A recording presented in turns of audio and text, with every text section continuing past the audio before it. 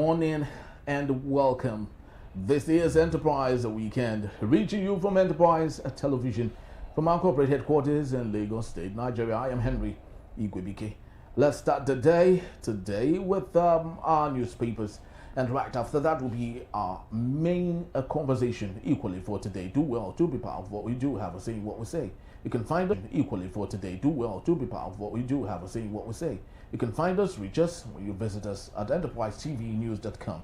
You may equally like, comment, and follow us on all our social media platforms at Enterprise TV7. Just few days to the end of the year, and lots of interesting stories brewing all around Nigeria and across the world. And it is our responsibility right here on Enterprise Television to bring them to you as they unfold. In the studios with me is Emeka Madnago, journalist, public affairs analyst, and development communicator, to see through all that we have from our newspapers and straight to our conversation for today. Good morning, Emeka. Yeah, good morning. Thank you so very much for the time. So let's kickstart today with the first daily on our desk. We have 4 newspapers to talk about: Vanguard, The Punch, The Guardian, and the Daily Trust newspaper. Interesting stories all over the place. But let's start with the Vanguard newspaper. Sokoto Trump's missile hit farmland. 3 terrorists camp hit 2. And that's coming from a government source. Lots of people have said, what are those casualties if really the missile actually hit the target? Exactly. But of course, lots of things that we might not be privileged to see or hear. But let's take a look at all the stories on the top strip: from hope to ruin, how Nigerians keep losing life savings to Ponzi scheme. We equally have on the other side, this should be an editorial from the Vanguard newspaper: Igbo have no king. Inside the indigenous leadership system of Igbo land before colonial rule. We have all the matters still from the southeast of Nigeria. You can't speak for Igbo. Outraged southeast leaders tell Dave Umahi. Emeka, let's combine these 2 stories about the Igbo people. Igbo have no king. That's historical. I would love you to help us make sense out of it and connect it to you can't speak for Igbo people.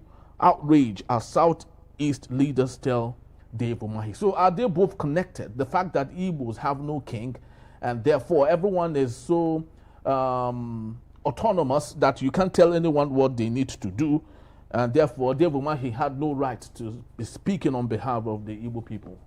No, Dave Umahi cannot purport to speak for the Igbo people because we didn't elect him. He's an appointee of President Bola Tinubu. And of course, during the 2023 election, Tinubu didn't win in the southeast. It was Peter Obi won in the southeast. Even in Lagos, they have been controlled by Tinubu since 1999. Tinubu didn't win. Peter Obi won. So that tells you whom the people wanted, not Dave Umahi. But Dave Umahi tries to push himself because, within the APC and the southeast, there is a silent power tussle between himself and Hope Uzodinma. And others like, others are just trying to, all Jews of Kalu, but he's more of an outsider sort of in terms of who wields power. But Umahi doesn't wield any power outside Ebonyi State, where he was governor. Nobody recognizes him. Nobody recognizes him outside Ebonyi State. And it's sad the way he keeps pushing himself. I feel sorry for him. Because doesn't he understand the dynamics, of the inter-ethnic politics in the south, the intra-ethnic politics in the southeast? Is it that he doesn't understand what is at play in the southeast? So when you talk about intra-ethnic politics, what are you trying to say? Now, there is this way by which people from his state, Ebonyi, are perceived by people from other states in the southeast. Hope you are not... After a negative portrayal, let's say it as blatant as well, because as scholars, we lay the issues bare, and then we now look for solutions. Okay. Now, this negative portrayal, those of us, many of us who have been making efforts at different levels to debunk it, to say, no, we are all Igbos. So, when you know that is attitude, like this domineering attitude that Umahi is putting up, it seems like this that make people feel that, that make, when the South is, Igbos feel like people from Ebonyi, that they have this domineering attitude, they try to control people even outside of their Ebonyi state. So that we view them with suspicion. But to me, I feel you have to, judge a man by his character, not by his ethnic origins or language or religion. So it is sad that Umahi, while people are making efforts, to at least build a cohesive Southeast, he is more interested in throwing himself out as an Igbo leader. And he's not an Igbo leader. He can be a leader maybe in Ebonyi State because he was a governor, no problem. He was the one who helped the current governor, Nwifuru, to get him going. He was speaker then. It was okay. But outside Ebonyi, Umahi, for instance, cannot command a crowd in Onitsha, except maybe his kinsmen, if there is kinsmen who decide to listen to him. Because there's nothing what he has done for the Southeast. Nothing. Anybody who feels otherwise should please put it in the comment section and tell me one thing Umahi has done for the Southeast. That people were traveling home. Do you know that over the last few days, people traveling to the Southeast from the north, from the east, from the west, even within the Southeast, were trapped on the road. Some people slept on the road for 2 days. Somebody said he left Lagos on Sunday night bus. He didn't get to his destination inside, maybe on Onitsha or Owerri, until Tuesday morning. Wow. Yeah, people slept on the roads. It's an open. It's open. Why? The man who is Minister of Works, he had been told, Umahi, start doing something as far back as July, that these roads are bad, that these palliatives you are doing, because I travel around a lot, these palliatives you are doing, on the roads, that when the rainy season returns, when the rains come in September, October, and then part of November, that this palliative work will be meaningless. But he didn't listen. And now look at it, it's even been raining even in December. Yeah. Climate change, which is unusual. Now, Umahi knows the choke points on all these roads. One of which is the section that connects the Benin bypass to Benin Agbo Road. When you descend that bridge, that whole area is very bad. Even the road down, by the time you go, you descend the bridge, you get to acquire a bridge, it's bad. You go on, you get into even Delta State. By the time you get through Agbo, well, it's fair. But by the time you get to Asaba, it's a junction. It's terrible. And we've been talking about this since last year. Thank God for former Governor Oduanga, former Governor Ifeanyi Okowa, who actually upgraded Asaba, into a livable state capital and tarred inner roads. If not, it would have been a total disaster. It would have taken us back to the problem of Benin or a road under Obasanjo, where people spend days on the road. So, talking about Igbo Enweze, so I decided to start from the second question. Igbo Enweze, yes, is a cultural idea that Igbos don't believe in centralized kingship. It had been there, but we also had kingdoms like Inarochukwu, just here and there. But generally, many Igbo communities didn't have a king. Because why? Because of the republican nature of Igbo. So we have what we call Omonna, which is the kindred.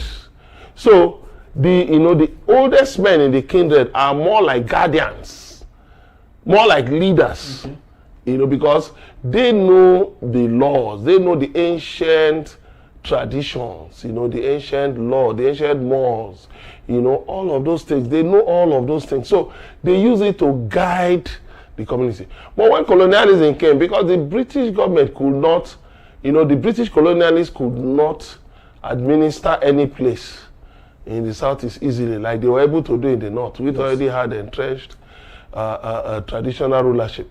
So they now had to, because they preferred indirect rule, so they now had to install warrant chiefs. It's those warrant chiefs now you see who are metamorphosed now into kings, you know. But generally, the kingship in the Southeast is not, it's not something that is accorded a big deal. Where some people will just give kings their due. But you will see that in many communities, in many towns, in many cities, it is actually the President General of the town union that's even more influential.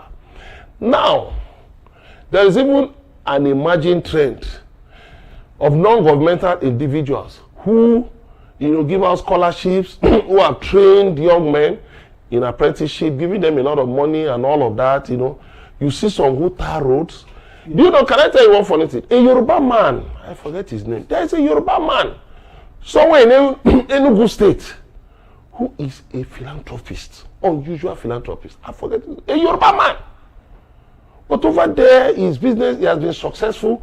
Excuse me. So he has been giving scholarships, giving assistance and all of that, and is widely celebrated in Enugu State. Go and find out.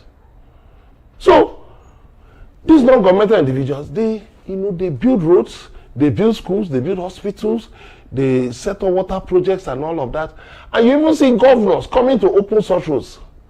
No shame. I say you are a governor. This is a road you are supposed to do. A private individual will build a road of up to 10 kilometers. Do you know what 1 kilometer of road is in Nigeria? What it costs in Nigeria today? Even though it's inflated, it's 4 billion naira per kilometer. It's inflated though, because that is 4 of the African average. You will come and open a road built by an individual. You will sit down, eat, drink, because you are not ashamed. But that's the sad thing we see. But some governors like Alex Oti, like Peter Mba in Enugu State, like Chukwuma Soludo, they've been trying to change the narrative. Even Hope Uzodinma in Imo has been trying. But it's Nwifuru of Ebonyi, I think should do better. Because I hear a lot of complaints from his people. Yes, you see a lot of roads flyovers, but the inner roads, villages are not connected with, you know, motorable roads, with electricity. I think he should do better. Yes, let me give due credit to him in the health sector. He has done some things in the health sector. You mean primary healthcare sector? Because we still have data that states that they are the state with the highest number of maternal and child mortality. Yeah, that's why I think he should do better. That's why I say he should do better. He should do better. Because what's the population of Ebonyi? And the money they are getting, you can do better. They wasted about 50 billion or more on an airport. They didn't need it. If that 50 billion, if they had put that, even half of that 50 billion, 25 billion, into healthcare centers, primary healthcare centers, teaching hospitals, they would, I mean, it would have paid the people, but what do we have? What do we have? Just, you know, I mean, it's sad. Somebody took his child to the hospital, you know, no hospital had a tracheometer to remove something that fell into the boy's lungs, and the boy died. So what is all this? Why are we so carefree about development? So coming to the Southeast, we should not be talking of issues of leadership. I don't know if you saw the video of one Igbo businessman who gave money, you know, who settled his apprentices, 21 million. When you do such things, with that money, he has at least, if those boys are responsible, they continue to be responsible, at least he has planted a big seed in such family. So it's such people that will be regarded more than one indolent king just sitting somewhere. People will regard such a man. People will regard such a man. You know? So it is the way it is. All right, it is given actually. They say you respect the person that is closest to you and is there to provide succor, you know, to you, than one so-called leader who is there and you know, seeing himself, you know, with all the profligacy up and down. But let's talk about the Weekend Trust newspaper, which is the weekend edition of the Daily Trust newspaper. Straight to our talking point: National Assembly orders regazetting of tax law. Emeka, which way Nigeria at this point, when we thought that the same National Assembly that had raised the issue of the discrepancies with the tax law are still going behind Nigerians to say let them re-gazette it? So does that mean that everything that they had pointed out is null and void at this point? No, some legal pundits have said that that's an illegal act. To regazette a law that has been passed, a bill that has been passed into law and signed by the president, that regazetting it is an illegality. Has it ever happened before? No, it is strange. It is strange because once you pass a bill into law, it's sent to the president. The president has 30 days within which to assent to it or not. If the National Assembly feels strongly about that bill, they can override the president's veto. They can exercise their veto and override his assent. So it is strange that the National Assembly has acknowledged that there were alterations in the bill. It's in the bill, in the harmonized bill it passed. So what should happen is that it should ask the executive to step down that law, return it, and then you go through an amendment, by way of an amendment, you ask the National Assembly, okay, that there were certain things we left out in the course of preparing this bill, this act, even though we went through public hearing and all that, okay, that we want some of these things reflected. Let there be a debate. If they pass, no problem. If they don't pass, but let the law take effect. But with the way it is now, how can the new laws take effect by January? Because people will go to court to challenge it. But Oyedele said nothing will stop it. That January. Oyedele is not the president of Nigeria. You see, I pity that young man. The way he talks, he doesn't understand the dynamics of Nigerian society.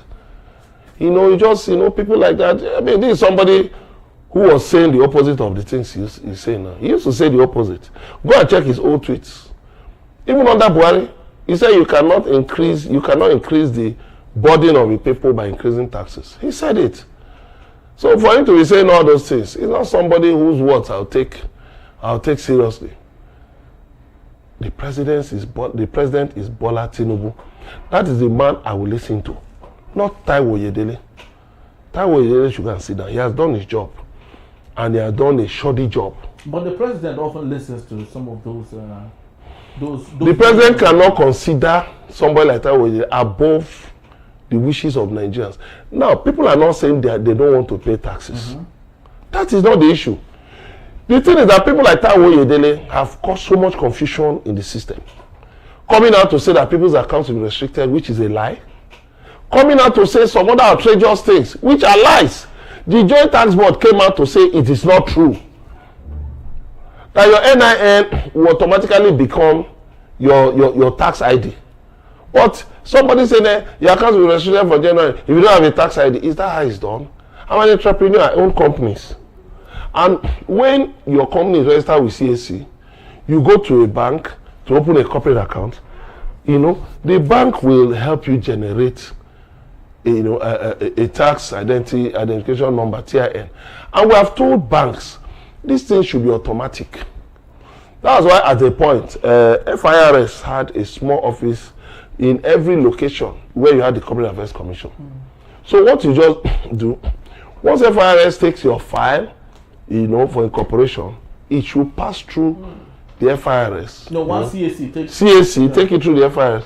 Then by the time CAC is issuing you with an RC number, registration, certificate, the number, your team should just follow naturally. You shouldn't go to the bank and start another process. But Nigeria, if people have not put Nigerians through suffering, avoidable suffering, their ego, will still be little.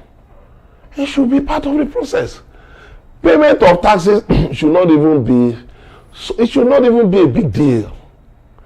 Because you need to decide, like I, for one, I'm an opponent of this value-added tax. Because as far as I'm concerned, the late General Sani Abacha, who brought it up, wanted to use it to help states to get more money. But gradually, some people are saying no, that the states, they don't have the technology to handle it. They cannot do it. But recently, the Supreme Court shut down the National Lottery Act and said the federal government has no business regulating lottery and gambling. That is a municipal affair. So it should be controlled by states. The Attorney General of the Federation had gone to court to say that that gaming is basically an online business and that it transcends the boundaries of states. But the Supreme Court said no, it is just a method. It's not as if everybody who goes to, you go to some of these gaming shops, people use biro and paper. Yeah, so why are you making it look like, then okay, if you say it is online, then you can as well bring other countries now, so that let them also take a share. It's meaningless. It's meaningless. The fact that Facebook, Meta, X, and the rest of them register, are required to register a corporate entity in your country, doesn't mean you control cyberspace. No. So the point is this thing should be seamless. So for me, I'm against VAT, value added tax, because states like Lagos are charging a sales tax in addition. So Nigerians are overtaxed.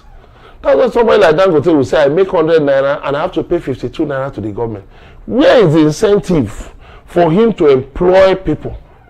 For him to employ thousands of people, where is the incentive?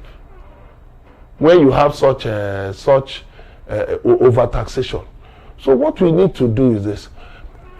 If we want, right now, Tinubu's focus is on personal income tax, which to me shouldn't be that way. It should be more on consumption. You should look towards the side of consumption. Sales tax. You have the federal taxes, no doubt about that, company income tax, education tax and all of. But personal income tax, you are now grading it. You brought it low to 800,000. Meanwhile, minimum wage is 70,000 naira. Times 12 is 840. And again, they not let people realize that when they are not going to be called to account next year. It's actually between January and March in 2027 that the National Revenue Service, which the customs and FIRs will now become. National Revenue Service will start sending letters to people, that they should come and file their annual returns, personal income tax, which the state governments are doing now. So when you want to pursue something like that, to me there should be no hurry, because actually they should have allowed this thing to begin on April 1. The current financial year, taxable year, will end March 31 for personal income tax.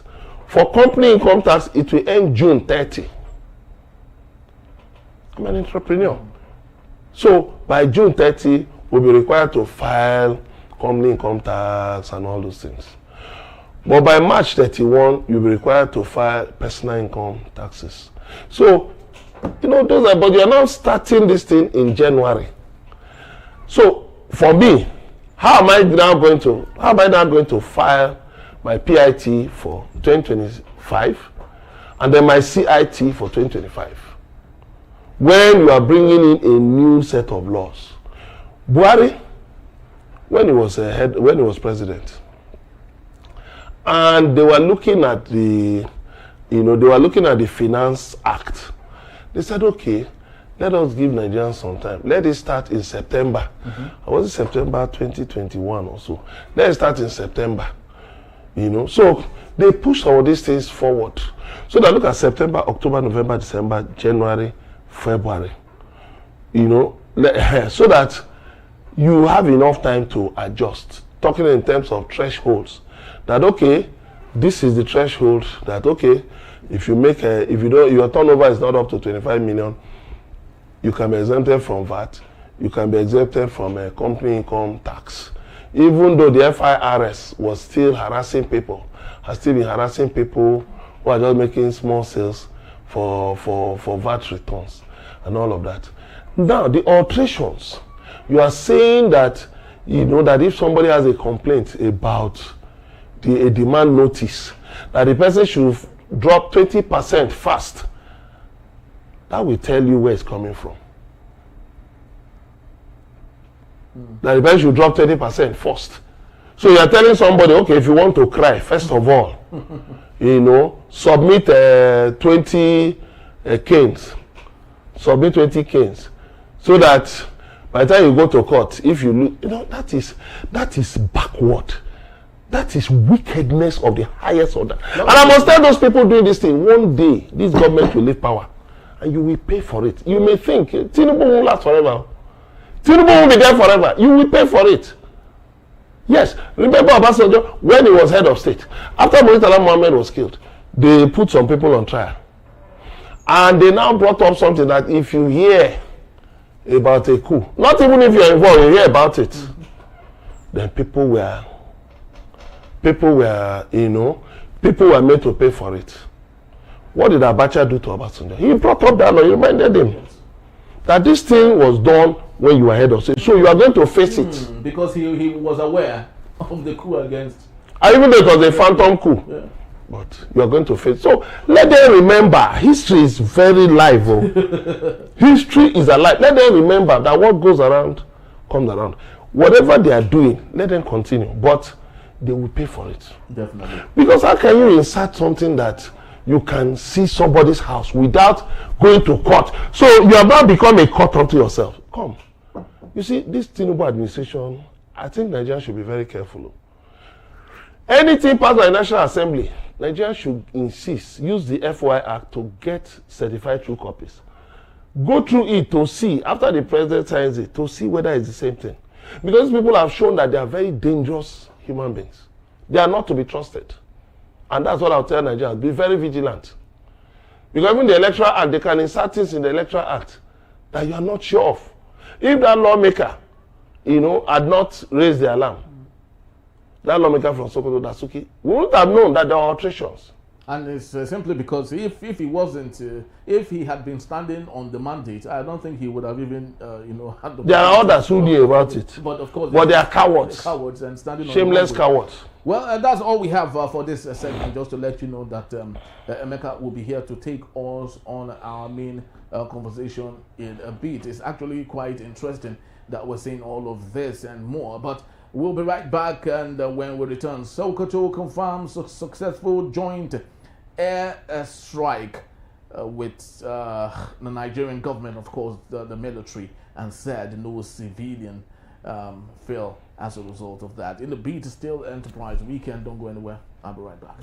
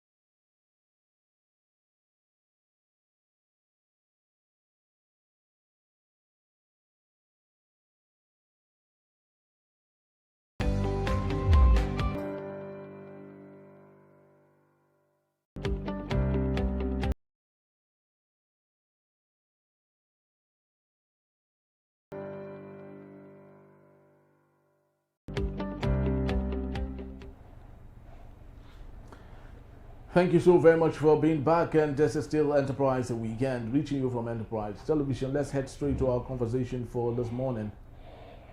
The Sokoto State Government has confirmed that a joint air force, an operation carried out by the Nigerian military in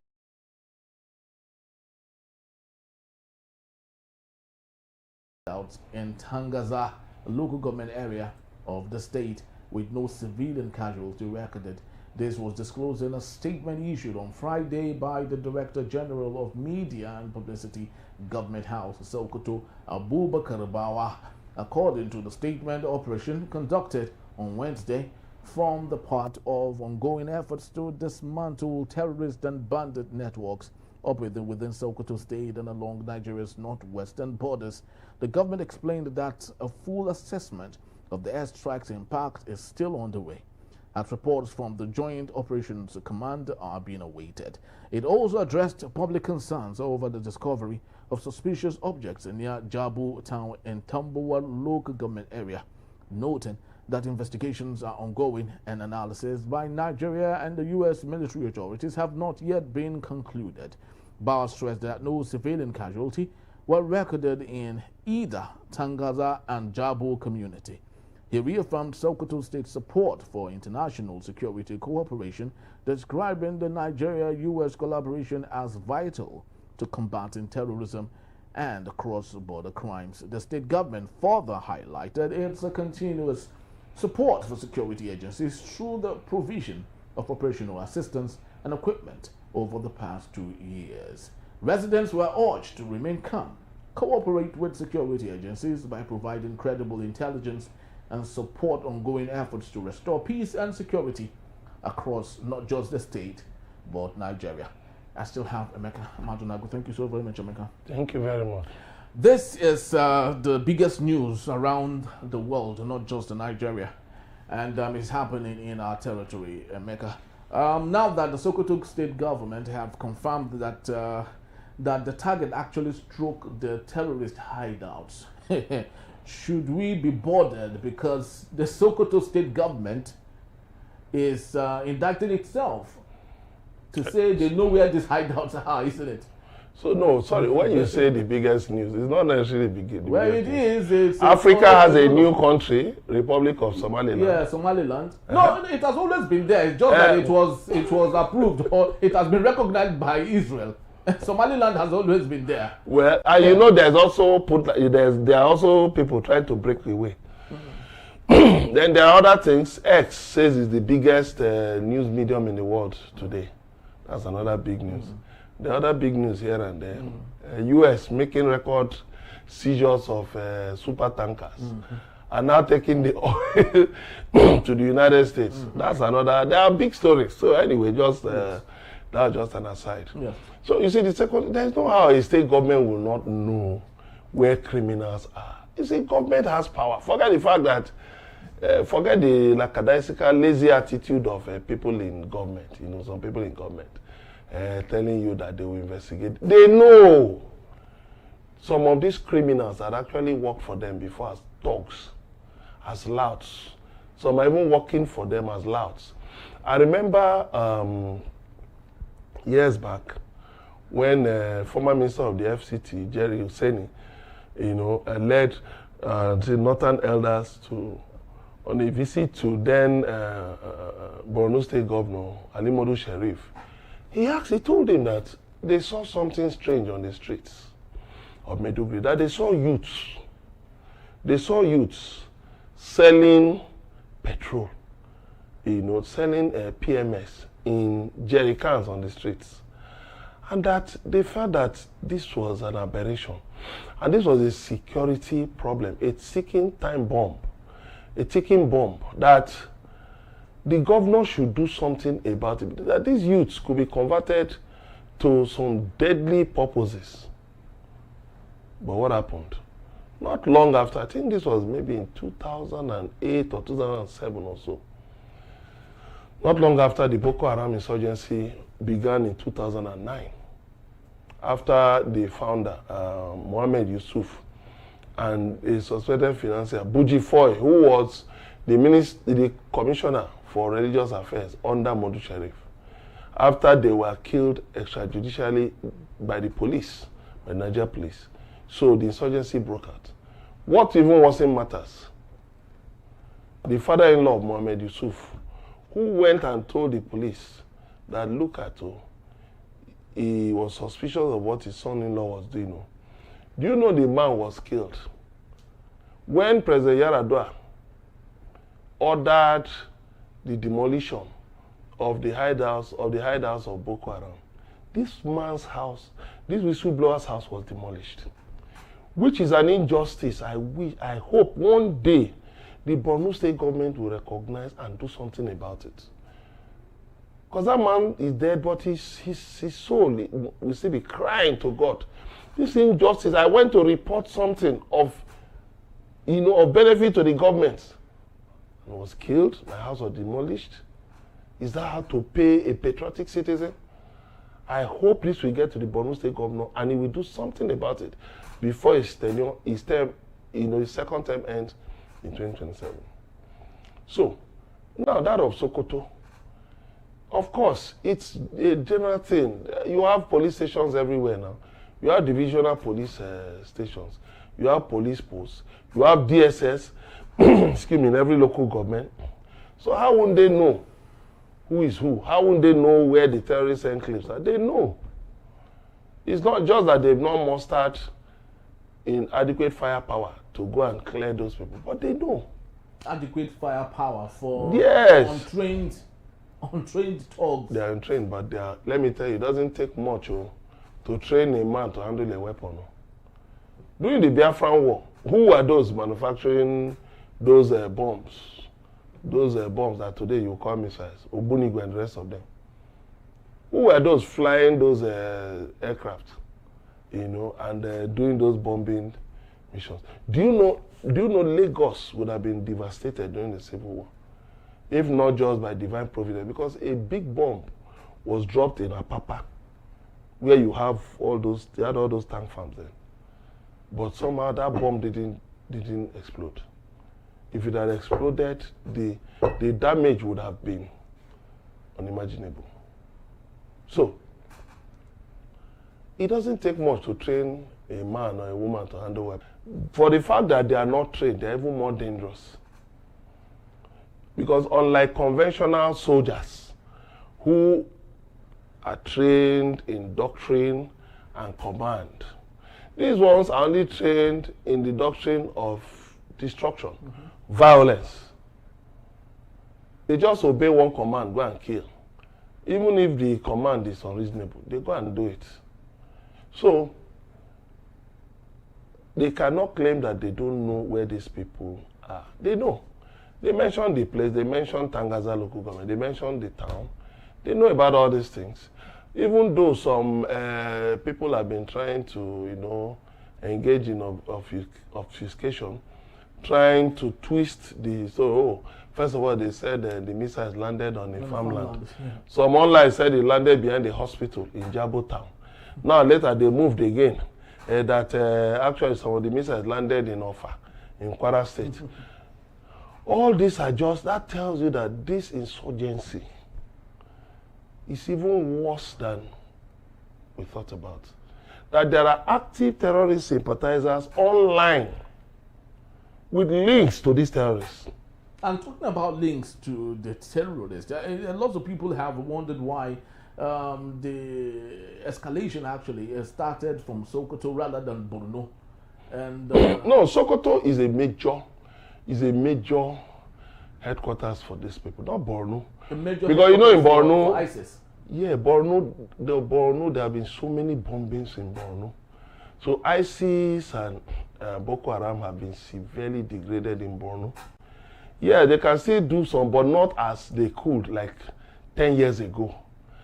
So what you find out is in the northwest, you have Lakurawa, you have ISIS. Lakurawa that's very contented to be houseboys to ISIS. But in Borno, you had Boko Haram challenging ISIS. It was ISIS forces that killed Abu Shekau, who was the commander of Boko Haram. So they have that, traditional hostility. But in Sokoto, you have these insurgent leaders, you have these criminals, you have these terrorists. Now, from there, they go and launch attacks on other areas. They even fight among themselves. So if you even read accounts of how they kidnap each other's relatives, how they engage in warfare, how they shoot each other, they rustle each other's cattle and all of that. So from there, they now launch attacks. Look at like Kebbi. You have the River Niger there. So smuggling has been going on for years down to Kebbi using the River Niger. Smuggling of rice and all of those things. So now they also smuggle weapons through the River Niger.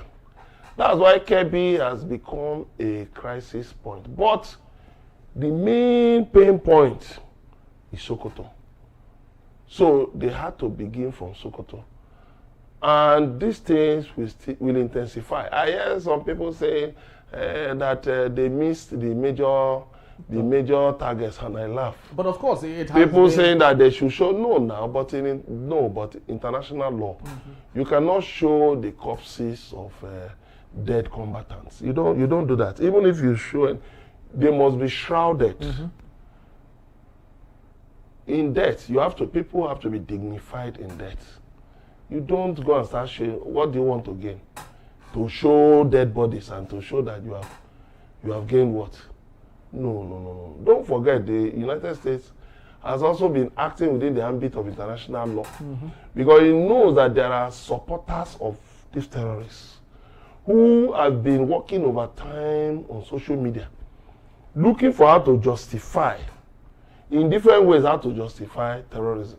Now, speaking about those people justifying terrorism, a major personality is Shegumi, who, after the attack, I guess that evening, said the Nigerian government under President Bola Ahmed Tinubu should stop any form of collaboration with the United States of America. And this morning, I saw on Channels Television where they say the Nigerian government is seeking for collaboration with Turkey at this point.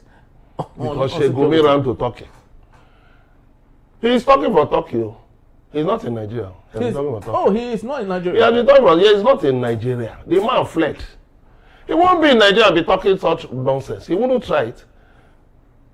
Some people would have mobilized themselves to go to his house, fish him out and teach him a lesson. He can, look, you see, when people turn themselves to a nuisance, they also know their limits.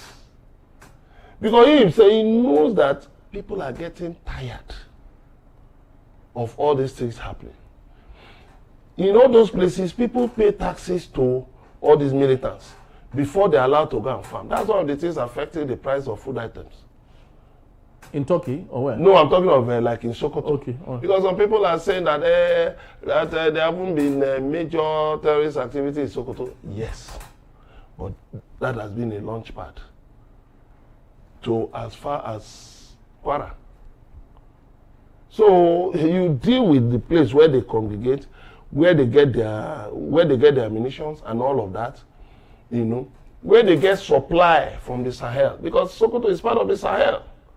So where they get supply from the Sahel, and Sokoto linked to Katsina, which is on the border with Niger, So when you look at all of these things, they had to deal with these people beginning from the place where they were identified as operating from. So that of Shegumi, I don't know why. I find out that media outlets are falling over themselves to give him publicity, and I don't know for what. Well, for clickbait, of course, we know that. If we get information from here, my publication has stopped using. It tends to attract. My publication has stopped using things said by Gumi. Why? Because you see, there is something in journalism which I think, sadly, some of my colleagues are missing. When you quote somebody on an issue like that, you are obligated underneath.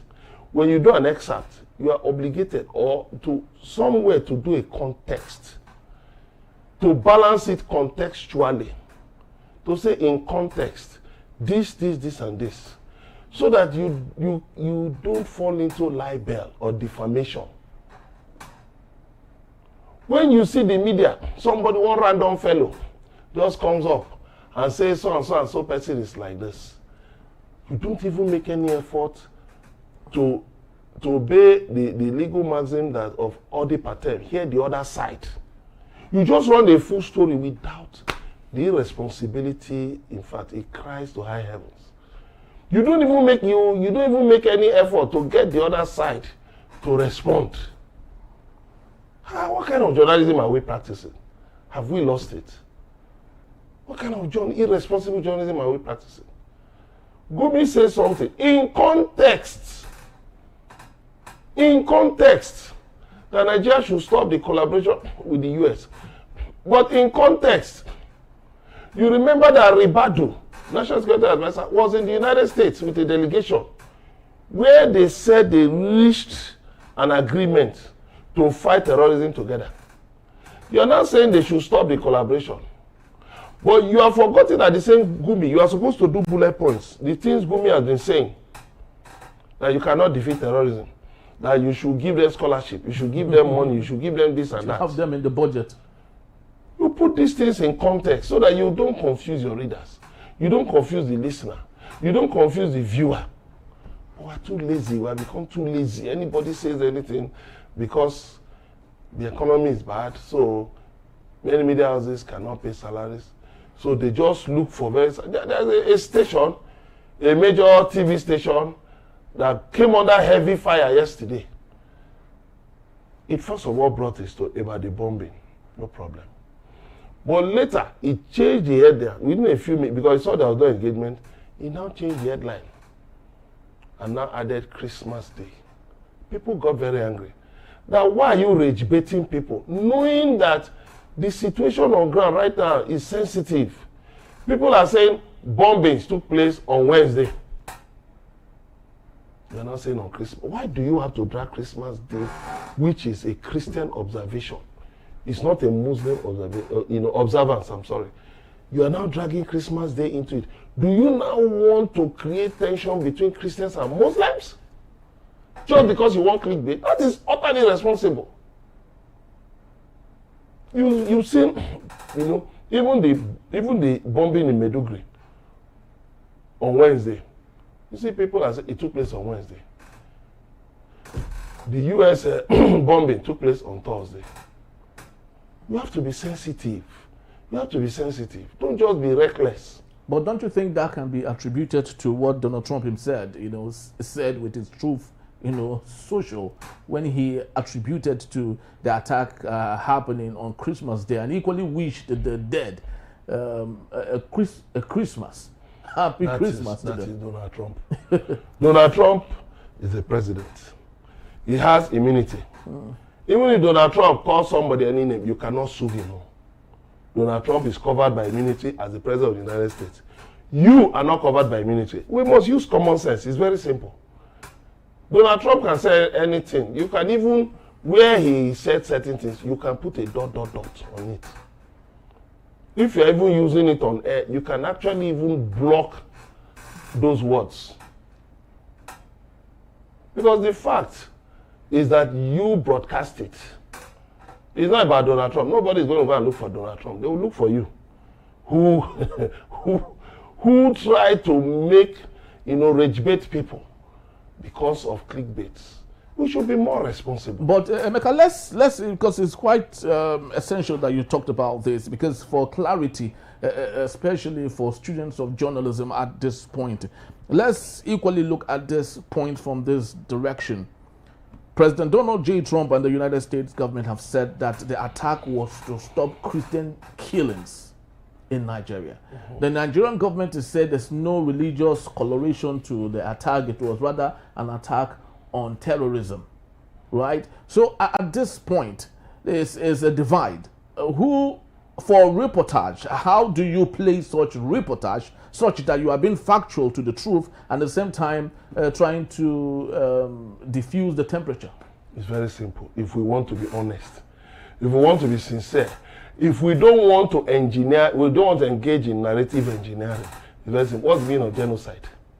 Genocide does not connote only killings. It also connotes discrimination or acts that tend to, that put people of a particular group, ethnic, racial, or religious group, in an helpless position.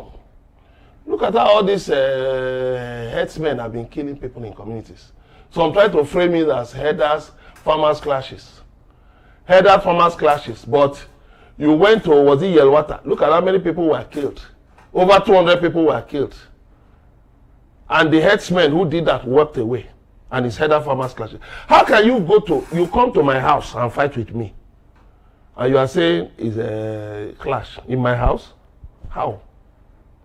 You were the one who tried to violate my house, and I resisted you.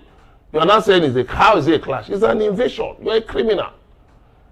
So what these terrorists have been doing, they've been engaging in the criminal invasion of native communities in Plateau, Benue, Taraba, and lately Kwara State. So which means Donald Trump is right with the Christian genocide? Well, yes, we talk about that because look at the number of people, mass burials. They even came up to say, one irresponsible fellow, was it the same Gumi, came up to say that they were burying empty caskets. He now said, come. We are ready to pay. Let all the caskets be exhumed.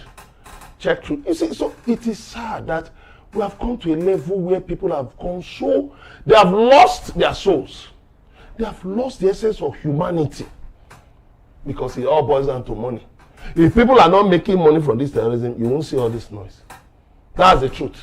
Those defending these terrorists, the question is this. I asked some people, I said, what these people say is that terrorists, they didn't say Muslims, they didn't say Nigerian Muslims. They said terrorists, these jihadists, they have been engaging in genocide. But those who are benefiting from terrorism, and I challenge them,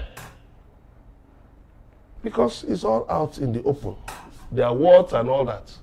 How they've been trying to, skew the narrative, engineer the narrative.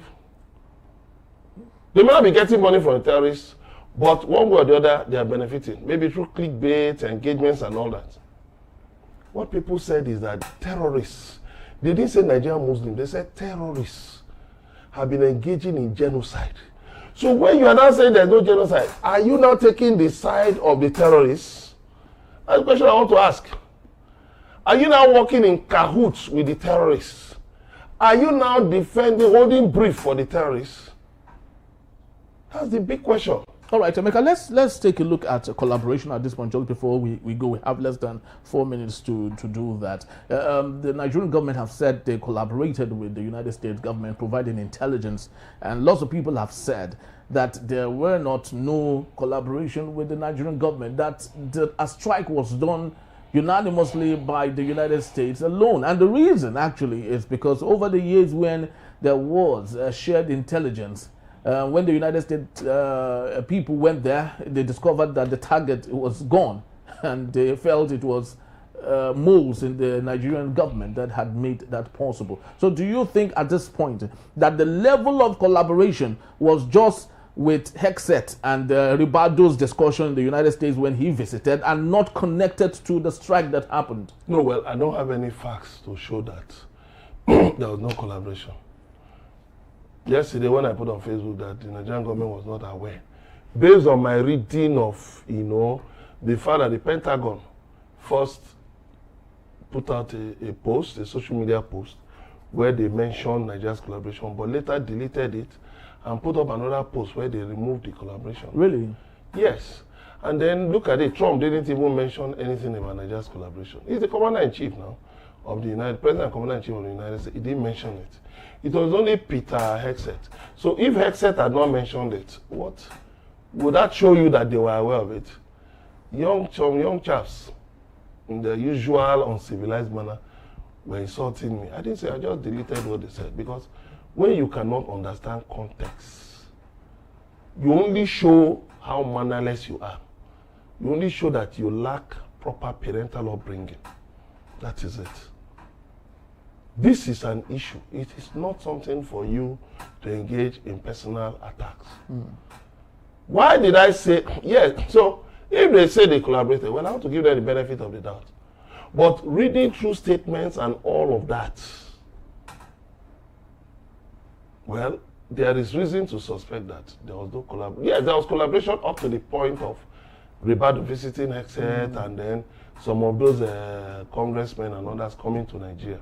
Yes, but in terms of the operation, you heard what the foreign minister said.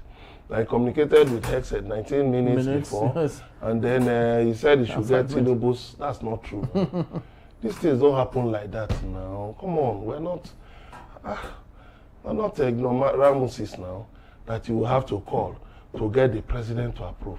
The United States. Come on. United States that went into Panama and picked Manuel Noriega in 1989. Noriega, who was a dictator in Panama, just picked him. United States will be calling, no. In this matter, Nigeria is an underdog. Even though Tinubu's media handlers have been looking for how to spin Tinubu into it, but it's just a vain effort. Because even the reports have not been. What many people have been doing, including some foreign media opposed to Donald Trump, have been doing is trying to, turn the story in a different way. To say, oh, there's no chance. And we know their motivation. One of them recently put up a story which was later found to have been altered. And that led to the resignation of 2 of their senior executives. And Donald Trump has promised to take them to court. So I'm not surprised at their stance. Another one, the major media outlets in the United States. Of course, Donald Trump has said many uncomplimentary things about this. So I'm not surprised that they've been going about looking for random fellows. Looking for random fellows and granting them interviews to say negative things about it. But the question I want to ask them, check your consciences.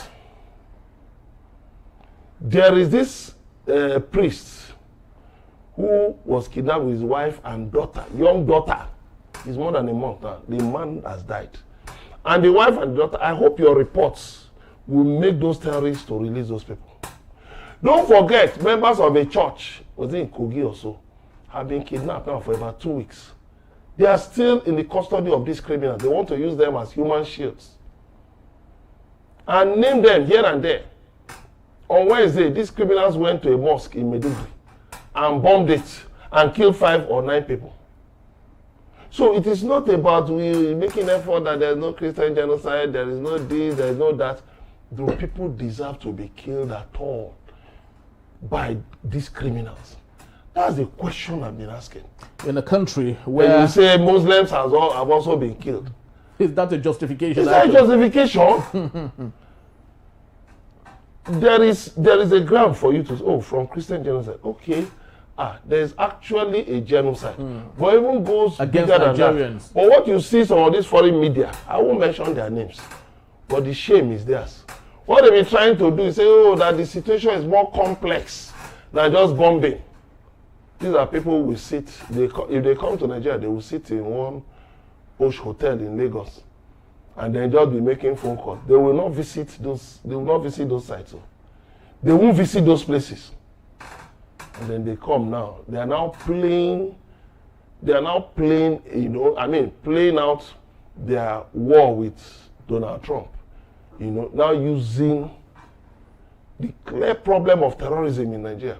They are now saying that the implications are wider. Which implications? They are just talking nonsense. This is just plain, militants, terrorists from ISWAP, Islamic, West Africa province, a branch of ISIS, which is well known. And then you have the branches like Mahmouda, like Lakurawa. Then you have Boko Haram that's been there since 2009. And then, the other random groups that don't have any name. Remember, Buhari actually banned 2 of these groups. He went to court and got a court order. The same day he got a court order against IPOB. The same day he also got a court order against 2 terror groups. So those were equally prescribed? They are prescribed through a court order. And Tinubu has now said that those who engage in violence, kidnapping and others, that the government is redesignating them as terrorists. So what are you now saying? That was how P2B said, the Labour Party presidential candidate in 2023, said that if the US has to come and carry out airstrikes to end this terrorism, so be it.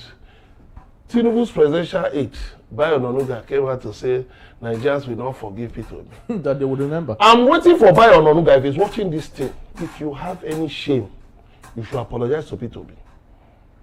Because look at the Nigerian government has come out now to say that yes, we are collaborating. Yes, we asked the US to come and bomb our country.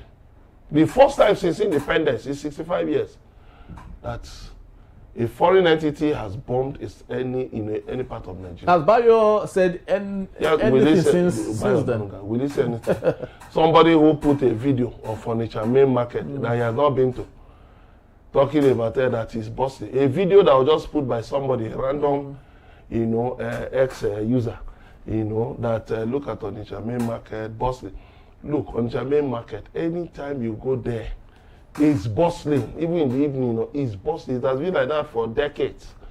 But you just look for something to, now, because, they know that Tinubu's administration has failed woefully. They know, so they are now looking for just shopping around for images and things to make it look like, Tinubu has done this. They tried it with petrol, and that petrol is cheap. Was not Tinubu did, and people said, shut up. Because Dangote, who brought it down? They went to food prices, and our food prices are cheaper. They asked them which marketplace, where, what kind of food price, what is the price of rice? When people have nothing to project, that is how you see them shopping, engaging in foreign shopping, engaging in foreign shopping. And it's shameful. Tinubu should sit up, forget politics, and face governance. That is why we have this problem. Very well. Tinubu should sit up, forget politics, and concentrate on governance at this point, like I often would say when I have the opportunity. Leaders who fail or who make mistakes today are leaders who have failed to look down memory lane to see people like them who have equally made similar mistakes. In June of 1960, when DRC got its independence from Belgium, Patrice Lumumba was the first democratic leader of that country. He fell out with Belgium when he wanted Belgium to get out of DRC completely, but Belgium wanted a little part of Katanga in the DRC. He went to the United Nations hoping that they would help chase away Belgium. That wasn't possible. What did Patrice Lumumba do? He went seeking the help of USSR at that point, and that was when he was labeled a communist, and the entire West came against him, and that